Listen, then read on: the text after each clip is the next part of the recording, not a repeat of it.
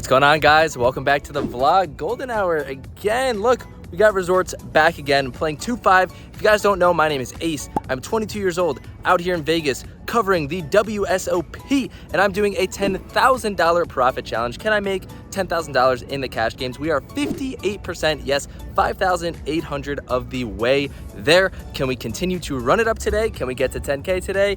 We shall see. If you guys aren't subbed, hit that sub button and let's go.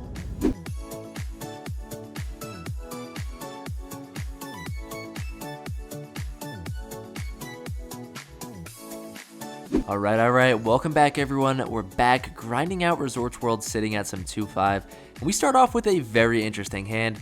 I don't know, I'm in the mood to gamble a little bit, feeling good. I'm up a lot these last couple of sessions, as you guys have seen. We look down at ace-4 suited in the big blind. There's an open to $20 and a 3-bet to 60, and when it's back on me, I definitely don't advise doing this or basically ever cold calling 3-bets ever. I never do it, but like I said, feeling a little loosey-goosey, so I decide to toss in that 60, and thankfully the initial raiser just calls and does not put in that 4-bet. So we're going 3 ways to a board here, which could be good. It could also get us into some trouble. It comes ace-7-9 rainbow, so obviously I check in flow. The first raiser checks, and now the pre-flop raiser snap checks, so not sure what he's got. Maybe we're good. Maybe he's got kings, queens, jacks. We can get some value, and the turn's a jack, so never mind. Don't want him to have pocket jacks.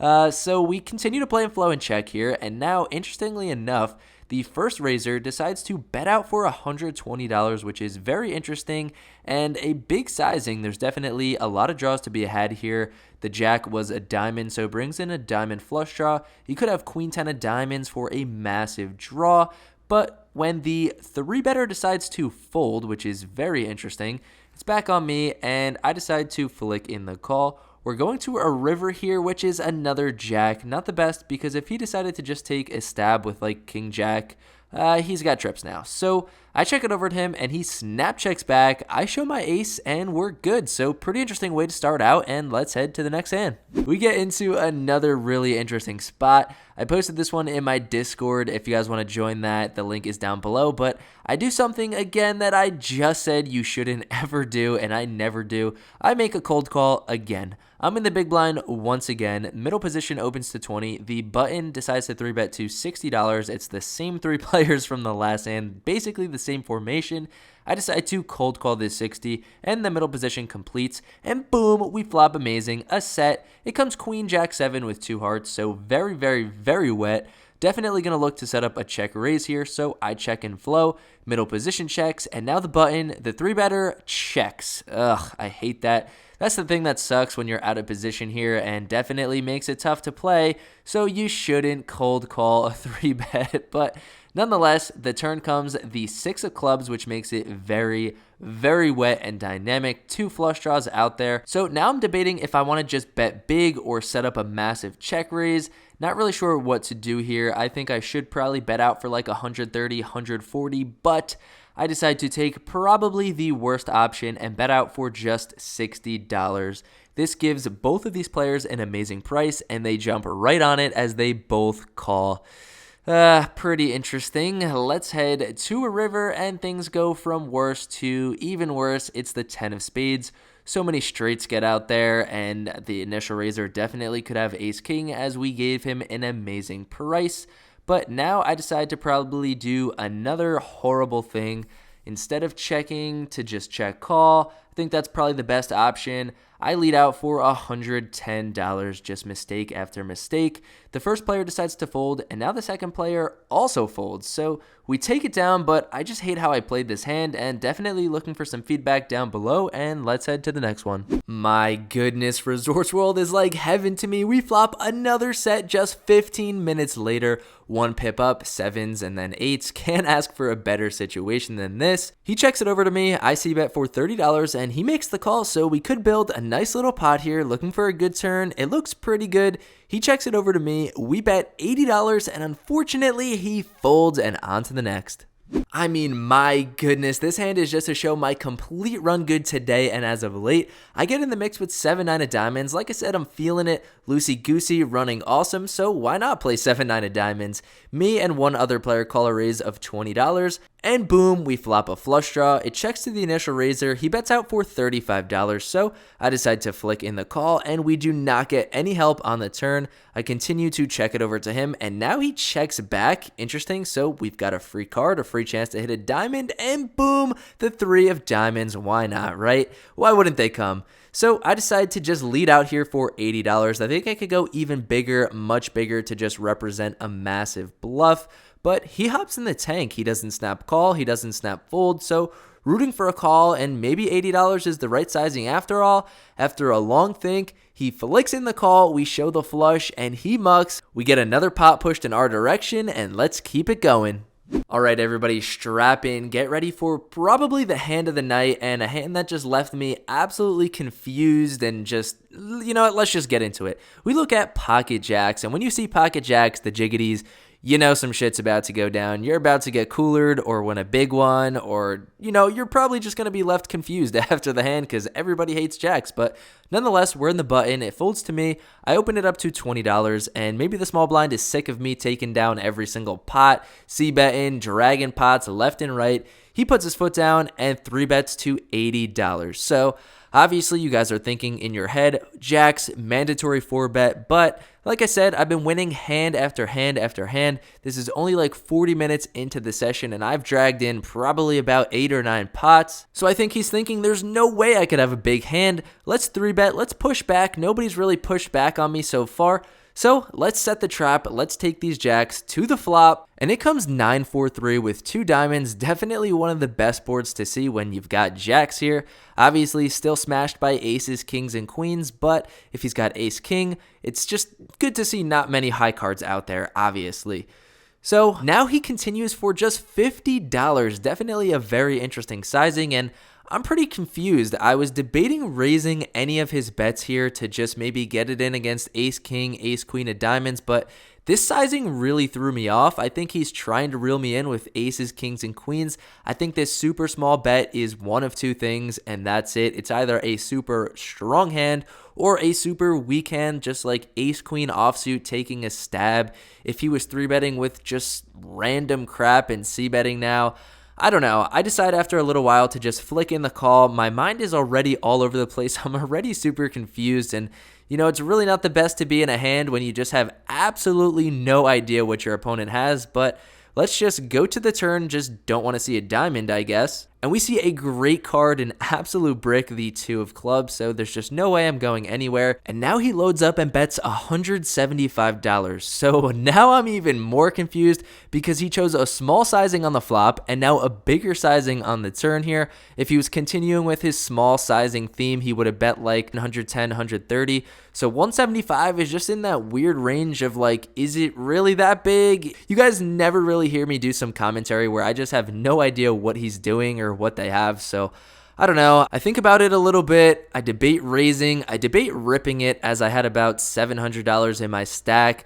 But, I mean, what am I accomplishing there? I'm basically only getting called by better hands. I don't think even pocket 10s is going to call if I rip it here. So I decide to just flick in the 175 and looking for a clean turn, which does not come. It's the 4 of diamonds. So if he was semi-bluffing with some kind of random diamond pair, he just got here, which is obviously unfortunate. And now he continues with this weird shit and bets exactly what he did on the turn, $175.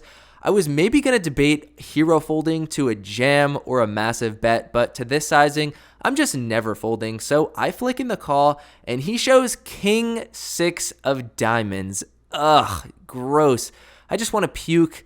I got exactly what I wanted. I felt like he was 3-betting me in just a weird spot, trying to push back. The bet sizings made no sense, which is obviously consistent now, seeing as he has king 6 of diamonds, but just a super weird hand. Let me know how you guys would have handled this. Obviously, if we just freaking 4-bet, we would have taken it down, yada yada, but whatever, can't complain. On to the next hand. All right, back to another weird hand, which is just the theme of the night. We look down at pocket 6s. We call an open to $30.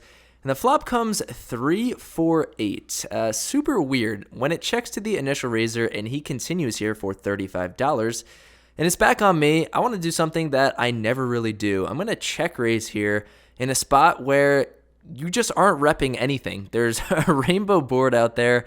I mean, would I check raise with a set here? Sometimes, maybe to throw my opponent off.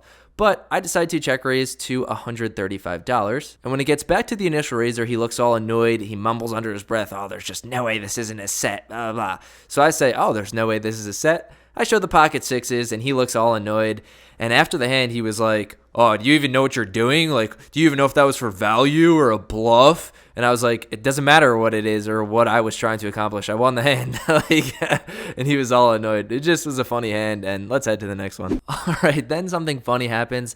I 3-bet king, queen suited. I take it down. Everyone folds. Then I get queen, jack suited, 1 pip less of diamonds. 3-bet it again, the same player. He folds. Then I get ace queen offsuit, 3-bet again, all within the span of like 10 minutes. Take it down. Nobody even calls. And that leads all up to this hand where we have ace king suited of diamonds again. These diamonds just love us today, I guess. There's an open to 20, a call, and now the same player decides it's his turn to 3-bet. He makes it 60, super small, which is a bit concerning because, like I said, there was an open and a cold call. This 3-bet should be $80, $90, $100, but 60 it is. So when it's back on me, I'm faced with a weird spot because I just showed you I've been 3-betting at will and taking hands down. So it's going to look very bluffy if I put in this 4-bet, if everyone's like, oh, there's no way he keeps getting all these hands. But do I want to flip for 200 plus big blinds with ace king suited? I don't really know, so I'm debating if I just want a flat call here, but decide, nah, there's no way. I'm putting in this 4-bet. But what sizing should I pick? There's an open to 20, a call, a 3-bet to 60. So I decide to 4-bet to $205. The initial raiser and the first caller both fold, and when it's back to the 3-better, he doesn't think for too long before flicking in the call. And obviously, this could mean a bunch of different things. He could be trapping with aces, kings, queens. He also could just have something like jack 10 suited and just be pissed off at me that I'm 3-betting and 4-betting at will. He hasn't taken a stand in any of my last hands, so nonetheless, let's try to flop something good here, and that is not what happens. The flop comes 8-3-6 with 1 diamond and 2 hearts. Definitely not ideal at all. Even if he's taking a stand with like pocket 7s, pocket 9s, even if he has pocket 10s, I just don't see him going anywhere, especially, like I said, been 3-betting at will. They don't think I'm going to have an actual hand here.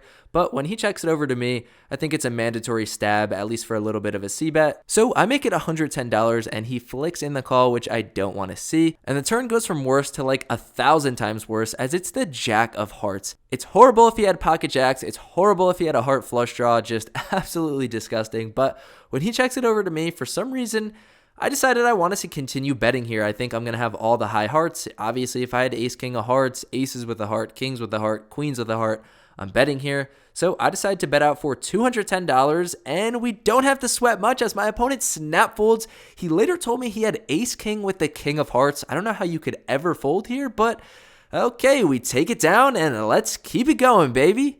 Okay, now time to move tables. Harry Poker, who's from Florida, is also down here. I became friends with him in Florida. He met me at Seminole. We had a good time. Him and his boys are over here, so you know I had to switch over and get in the mix. And right away, we look down at pocket queens. Harry's got the $10 straddle on. There's an open from the next player to $30, and I decided to 3-bet it to $80. Should probably go a little bit bigger, but the weird thing is this small blind cold calls, and I'm thinking Harry's going to come in, this other guy's going to come in, and we're going to play like a 5-way pot with queens, but Harry folds and the initial raiser calls, so we're going 3 ways to a board here, which is pretty good. It's deuce 7-6 with 2 diamonds. They check it over to me, and obviously we have to see a bet here, so I make it 150, bigger than I normally do, but we're multi-way here. I would do the same thing as I always say if I had like ace king of diamonds, ace queen of diamonds, yada yada. Nonetheless, they both fold. Nice to pick up like $150, actually a little bit more, like $180 uncontested. I'll never complain about that. Like I said, feeling loosey-goosey today. We get in the mix with 8-10 suited and pocket 6s, but we can't get anything going until this last hand where we are playing definitely very loosey-goosey. We're on the button with 6-2 of diamonds. Yes, you are seeing that right. Real quick, 20-second break from the hands. I just wanted to say, shout out, it's Men's Mental Health Month. I want you guys to feel like you are part of my family. You are my best friend. You are my boy. You are my bro. If you guys are ever struggling with anything, reach out to me. I'm here. If you have nobody to talk to, if I'm the last person on this earth, I will talk to you. I promise. I'm here for you guys. Your problems are my problems. My problems are your problems. We can all get through this shit together. Keep grinding. Keep pushing, chase after your dreams. I'm here to support every single one of you guys. I for real want you guys to feel like your family because you guys are helping me chase my dreams and supporting me so much. So I just want to give that support and love back. Without further ado, let's get right back into the hands. I love all you guys. Keep pushing. You don't have to rub your eyes. 6-2 of diamonds. We call the pre-flop raise to $30, and there are 4 players in the hand. It actually was quite interesting because the big blind wanted to raise to $100. He threw a $100 chip out there, but he did not say raise, so it's interesting to keep that in mind. And even more interesting, on this flop here, he decides to lead out for, I believe that is like $55 or $60, and he only has about $300 behind, so I could jam here, but I think that looks way too much like a flush draw, and I don't want him to just snap it off with some bullshit, so I just raise it to $150, and he snap calls with like $150 behind, so we're going to a turn, obviously going to need some help. We have to keep in mind he went for the massive 3-bet pre-flop, but just couldn't get it done. Forgot to say raise, but doesn't matter. We turn the diamond. We've got probably the best hand here. I bet he probably has some kind of high ace, maybe something like kings, queens. So I don't know. When he checks, we could check this one back, but if he even has 1 diamond in his hand, he's not going anywhere. If he's got an ace in his hand, he's not going anywhere. So I put him all in for his remaining $150, and he folds ace king face up. What? Yeah, he has like $150 behind. How do you do that? I mean, obviously he was right, but what? Okay, whatever. On to the next one. All right, hold your horses. Don't go anywhere. Just listen. We rack up and we book an $800 win to continue the streak, but the vlog's not over. We go back tomorrow to play another session to try to extend our streak and get us closer to 10K. So let's head right into it. Right? It's just comedy at this point. We start our session off with pocket aces. We've just been getting aces and kings so much. Can't complain. We raise it up pre-flop and we don't get the best board as it comes jack, jack, deuce, but I decided we've got a c-bet here, right? I c-bet and they fold. So not the best result, but funny to start with aces yet again. We don't really get into much until we get 3-4 of diamonds and we decide to call a raise. And what a better flop to see than 3-4-8 with 2 spades out there. I mean, I'm just running absolutely insane here, calling and getting whatever I want. I check it over to the pre-flop raiser and he continues here. Happy to see that. For a pretty big sizing, he continues for $40. So we're definitely going to put in a raise here. I go on the smaller-ish side. I mean, I guess it's middle of the way. I make it $110 and he flicks in the call. So we're just wanting to see no spade, and that's exactly what we get as it comes the jack of hearts. And now I want to go big as if I had a massive draw, a massive flush draw. You guys know if I had something like 5-6 of clubs for a massive draw, I would also do this. So got to balance it when we've got 2 pair sets. You know, I'm playing the full range here, so I bet out for $250, and unfortunately, my opponent folds, but happy to start off in the right direction. Okay, and unfortunately, we play Jack-10 of diamonds. We even get in the mix with 7-5 of hearts. I even freaking 3-bet 6-9 of spades, and as you see the time, I literally did not play a hand for like 2 hours. I was calling some hands, getting in the mix, and I could not hit a single thing. I was getting sick of it, and I said, you know what? After 4 hours, I'm just going to rack up. We even out on today. We do not win $1. We do not lose $1. All right, back at my Airbnb, editing the vlog right here, and we are plus 800 today through these 2 sessions, so we are 68%, 6,800 out of 10K, just absolutely insane. And I just wanted to take a quick moment to say, as I'm a little homesick, a little sad, thank you guys for watching all the way to the end, for being a part of my community, watching all my vlogs and giving me a sense of belonging, a sense of purpose in this world. I have an absolute blast doing these. I love those of you that enjoy it, that reach out to me. I've seen so many of you guys out here in Vegas that stop, say what's up to me. I love it all. You guys just make me feel amazing. So deep down, thank you guys so much. The content will never stop. I'll continue grinding. So again, thank you guys and peace out. Have a great day. Have a great week and run good.